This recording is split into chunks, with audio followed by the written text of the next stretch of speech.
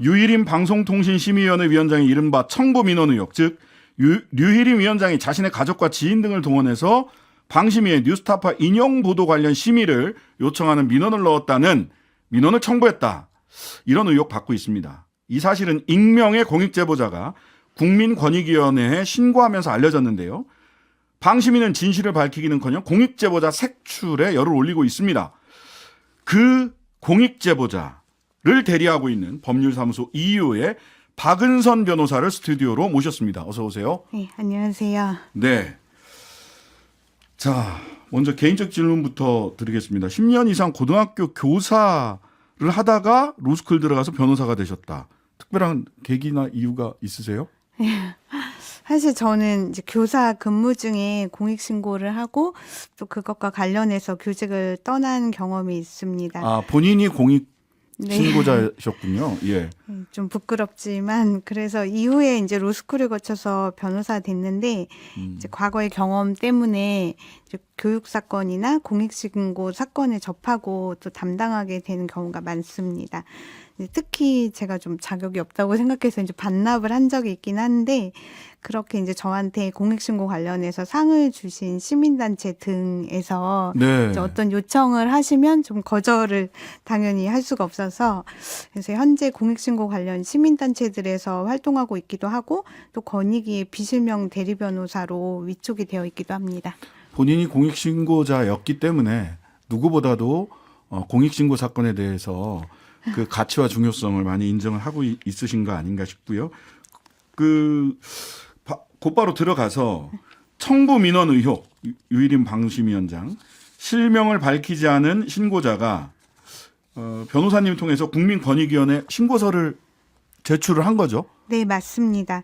이제 말씀드렸듯이 이제 권익위 비실명 대리 변호사로 위촉이 되어 있어서 이 위촉장을 활용해서 대리 신고서를 접수했습니다. 네. 언제 신고가 이루어진 거죠? 정확하게? 이게 이제 신고자 보호를 위해서 날짜를 말씀드리기가 어렵고. 네네. 또 대략 그러면. 예, 그것도 죄송하지만 좀 어렵고. 그리고 이제 공익신고 요청을 또 어떻게 받았는지에 관해서도 이제 어떤 시민단체나 뭐 법조인 분들을 통해서 받았다 이런 정도까지만. 정도만? 네, 죄송합니다. 예. 네. 법조인 그리고 시민단체 공익신고 관련해서는 뭐 이런저런 일을 하는 단체들이 네. 꽤 여럿 있습니다. 실은 그걸 통해서 제보를 신고를 받았다. 그러면 내용은 언론에 좀 알려진 바가 있는데 네. 신고 내용 네. 좀 정리해 주시죠. 네, 공익신고 내용은 크게 두 가지입니다. 익명 신고자께서는 첫째로 류일임 위원장이 방심위 위원회 신분일 때 류 위원장의 가족 등 사적 이해관계자로 추정되는 이들이 심의위원회에 영향을 미칠 수 있는 민원들을 제기한 점이 청부 민원 또는 네. 뭐 셀프 민원으로서 이해관계 충돌 위반 등의 문제가 있는 것 같다. 이렇게 신고를 하셨고요. 네. 또 이제 둘째로 류일임 위원장은 방심위 위원이었다가 23년 9월 8일부터 위원장이 되었는데요. 그렇죠. 예, 적어도 23년 9월 14일 심의 사무처 팀장으로부터 가족으로 추정되는 이의 민원 신청 현황을 보고받은 이후 또는 23년 9월 27일 방심위 내부 게시판에 현재도 게시가 되어 있는데 네. 류일임 위원장님 뉴스타파 인터뷰 인용보도 안건 심의 왜 회피하지 않으십니까? 이런 제목의 글이 올라온 이후에는 가족 등이 민원을 제기했음을 분명 알 수 있었을 텐데 네네. 그럼에도 회피 등의 조치를 취하지 않은 부분이 또 이해관계 충돌 문제가 있다. 이런 내용으로 신고를 하셨습니다. 네. 보충해서 좀 배경을 말씀드리면 네. 22년 3월 6일 뉴스타파가 윤석열 대통령의 부산저축은행 수사 무마 의혹을 다루면서 이른바 김만배 신앙림 인터뷰 녹취록을 공개했습니다. 그랬습니다. 네네. 그리고 그 즈음에 22년 3월 7일자 MBC 뉴스데스크 방송 등 MBC, KBS, JTBC, YTN에 관련한 인용 보도들이 있었습니다.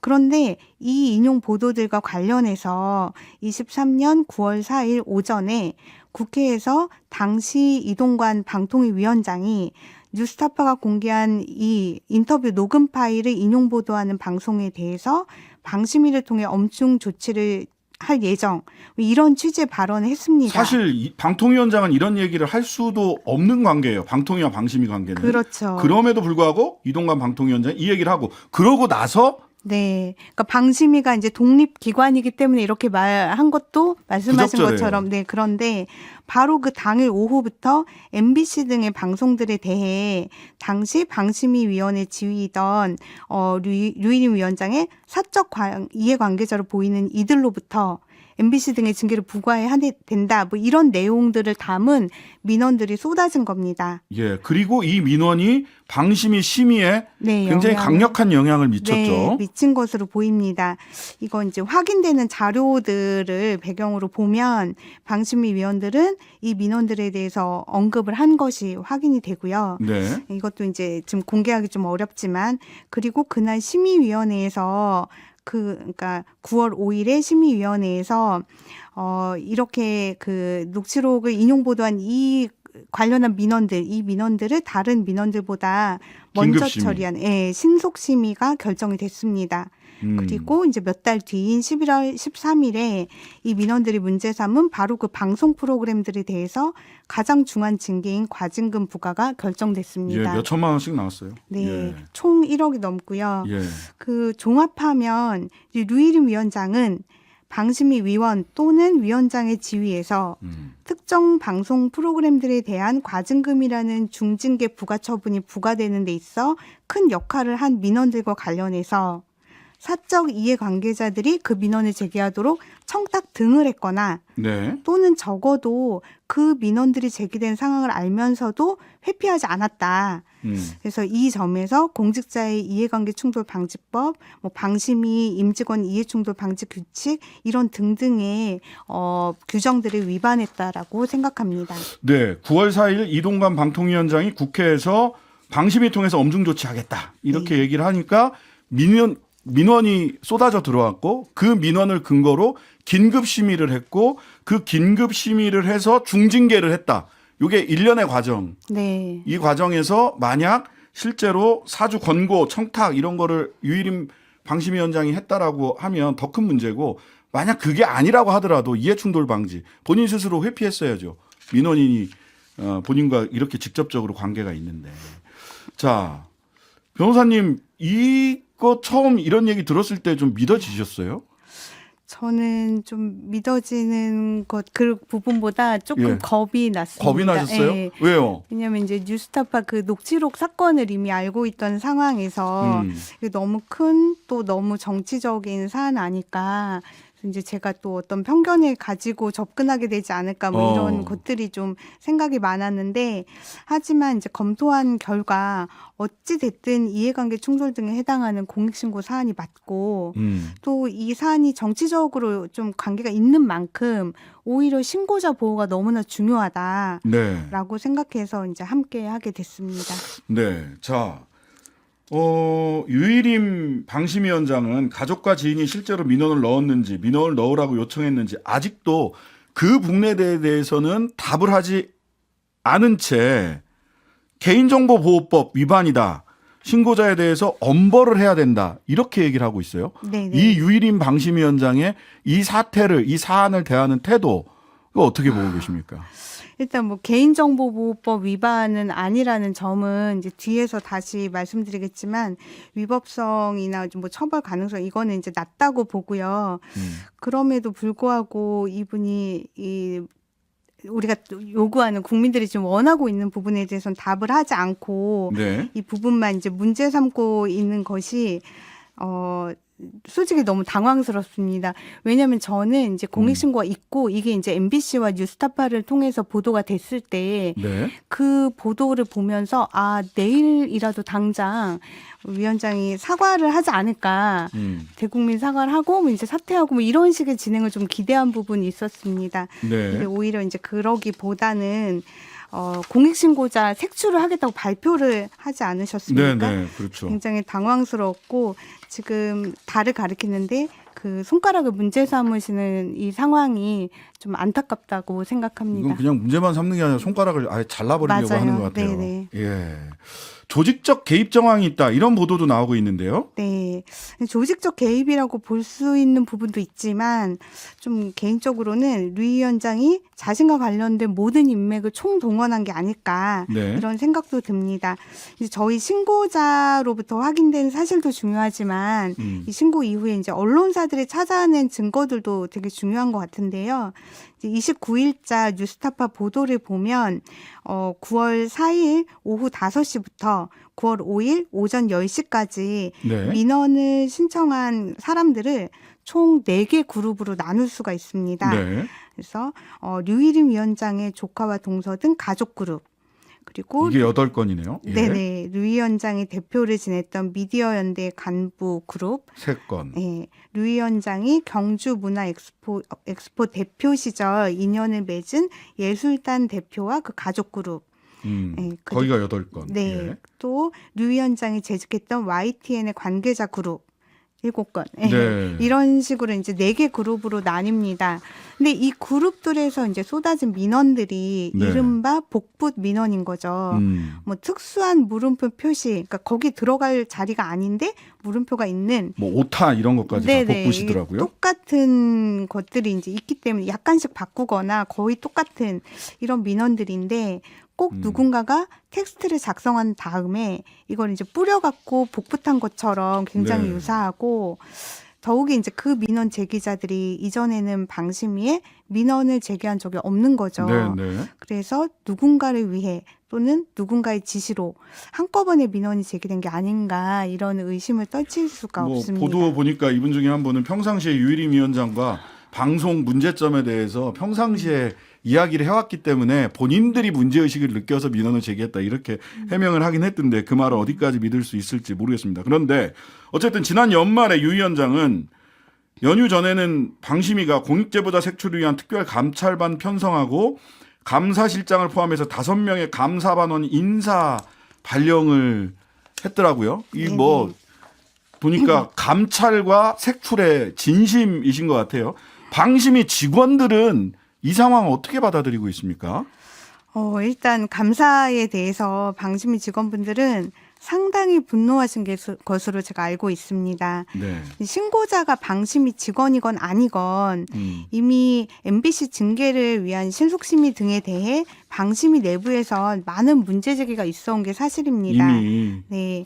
근데 이런 가운데 이제 신고가 있었고 또 신고자 색출을 위한 감사까지 진행하겠다 이랬으니 제 생각에 어쩌면은 이 감사 때문에 오히려 이제 내부에서 류 위원장에 대한 탄핵 주장까지 터져나오지 않을까 이런 생각이 들고, 실제로 현재 방심위 노조에서는 감사에 대해 굉장히 강하게 문제 제기를 하고 있는 것으로 알고 있습니다. 유일임 방심위원장이 그 보도가 나오면 공익신고자 관련된 보도가 나오면 스스로 사퇴할 거라고 우리 박 변호사님은 생각을 하셨는데 네.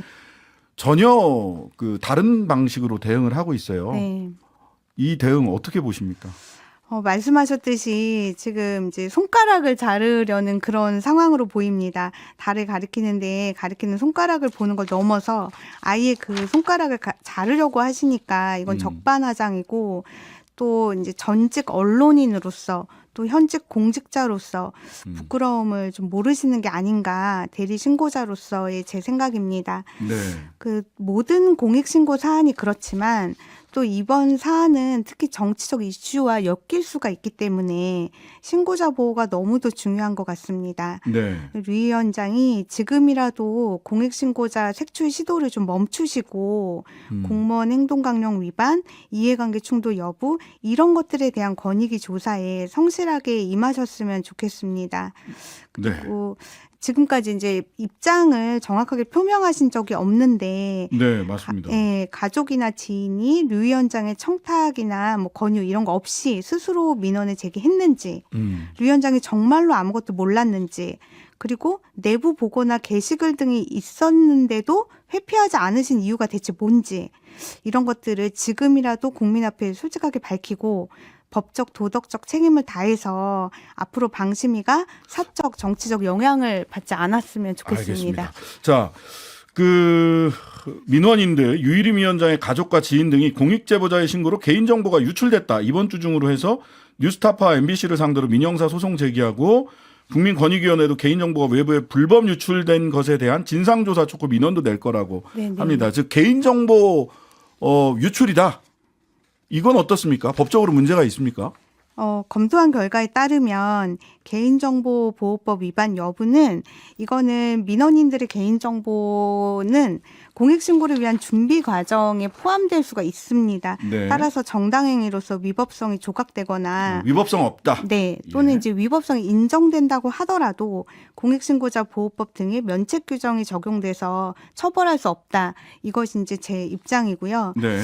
현재 면책 규정을 임의적이 아닌 필요적으로 적용하도록 개정하자 이런 이제 시민단체 요구나 국회 발의가 계속되어 오고 있습니다. 공익신고자가 처벌받지 않도록 하려는 거죠. 근데 이거를 추진하기는커녕 국힘에서 오히려 공익신고 사안임에도 형사처벌을 요구하는 고소를 제기한 것은 진짜 문제라고 생각합니다. 예, 대법원에서 공익신고자가 아니라고 했음에도 불구하고 공익신고자라고 하면서 강서구청장 공천했던 김태우 씨 그렇게 공익신고자를 아낀다면 국힘이 이게 고발할 일인가 좀 묻지 않을 수 없는 상황이지 않은가 싶습니다. 자, 방심위가 감사해서 공익신고자 색출해 내겠다는 거잖아요. 이렇게 되면 결과적으로 공익신고자 지금 신원이 드러날 수밖에 없을 것 같은데 관련해서 어떤 대응 하실 생각이세요? 네. 일단은 방심위 감사가 진행된다고 뭐 무조건 드러나고 이런 거는 이제 아니니까. 그런데 그런 위험이 분명히 있을 수도 있습니다. 그래서 계속 말씀드리지만 이 사안에서는 신고자 보호가 너무 중요하기 때문에 그렇죠. 이미 27일에 권익위에 보호 조치 요구를 해놓은 상태입니다. 국민권익위원회에서 보호할 의무가 있죠. 네네. 예. 그리고 이제 계속해서 더 적극적인 조치를 강구하고 있는데 그건 이제 아직까지는 신고자 보호를 위해서 말씀을 드릴 수가 없고요. 네. 이번 공익신고는 공직자의 이해관계 충돌 문제뿐만 아니라 언론의 자유와도 깊은 관계가 있다고 생각합니다. 다 아시는 얘기지만 언론사에 대해서 함부로 징계권을 행사하고 그 징계권 행사에 있어서 사적 이해관계자 동원 등 위법한 절차가 적용되는 것을 경계해야 하는 건 당연히 언론사의 권리 보호를 위해서뿐만 아니라 국민의 알 권리 보장을 위해서도 필수적이라고 생각합니다. 그렇죠. 제가 좋아하는 말 중에 나는 당신의 생각에 조금도 동의하지 않는다. 하지만 그 말을 할 자유를 위해서 내 목숨을 바치겠다. 이런 존 스튜어트 밀의 말이 있는데 이제 어느 방송이 내 생각, 우리 편의 이해관계에 거슬린다고 생각할 수는 있겠지만 네. 그렇다고 해서 위법한 수단이나 권력을 활용해서 불이익을 주려고 한다면 당연히 언론의 자유가 위축되고 민주주의가 알겠습니다. 후퇴할 겁니다. 네. 이 사안이 제대로 처리됐으면 좋겠습니다. 네. 자, 오늘 말씀 여기까지 듣겠습니다. 박은선 변호사였습니다. 감사합니다. 감사합니다. 하루 종일 기다려지는 진짜 시사. 평일 저녁 6시 5분 신장식의 뉴스 하이킥.